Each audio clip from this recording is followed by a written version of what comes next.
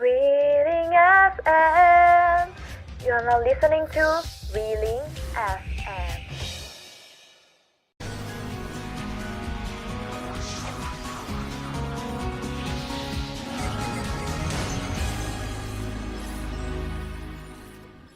Good evening, it is 5 p.m. now and you are on air with Ling and Veena on Wheeling FM. Here's today's top story.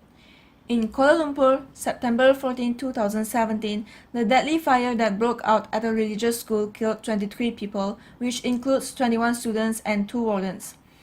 Officials initially said they suspected the fire was caused by an electrical short circuit but later said this was not the case because the police found 3 suspicious pieces of evidence in the investigation.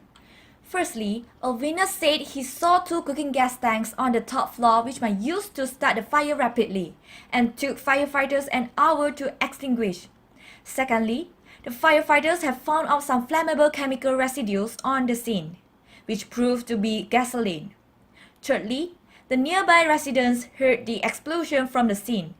This indicates that this case was not an accident. After further investigation, on September 16, 2017, Kuala Lumpur Police Chief Amar Singh said that the boys aged 11 to 18 who were school leavers and dropouts were arrested after they were identified in CCTV footage from a neighboring building that showed them near the school during the night of the fire. So, the question is, why the youths did this? Sadly to inform that their actions was motivated by revenge due to a misunderstanding after the suspects and some Tafi students mocked each other a few days before the fire. Their revenge was well planned as they gathered to separate their works 3 hours before the incident. Then, they sneaked into the hostel at 5 o'clock in the morning and started a fire at the only exit of the 3-story hostel to make the victims trapped in the fire. In order to strengthen the fire, they also purposely opened the head of cooking gas tank to ignite the gasoline jet. Even more frightening is that they were still on the scene to watch the fire brigade's rescue operations and to ensure their revenge plan was successful. Such horrible! Moreover, 6 of the 7 suspects tested positive for drugs. Urine tests showed that they had smoked marijuana and methamphetamine.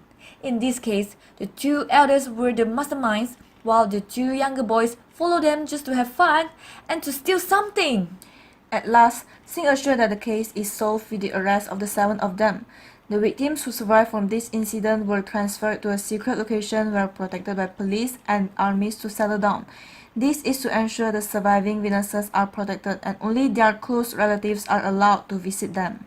According to CNN, based on this case, the Deputy Education Minister P. Kamalanathan said his department has proposed that a special committee is set up to obtain state government consent to place all Tafi schools under the ministry's supervision to ensure they get safety approvals and have operating permits.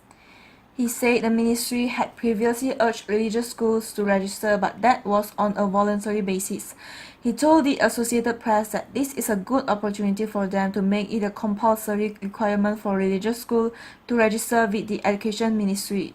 This is to ensure student safety, but not to interfere their teachings. We will update the latest information about this case once the suspects were brought to court after remanded for 7 days. I'm Veena. I'm Ling. Thank you for listening and stay tuned for the 9 p.m. section.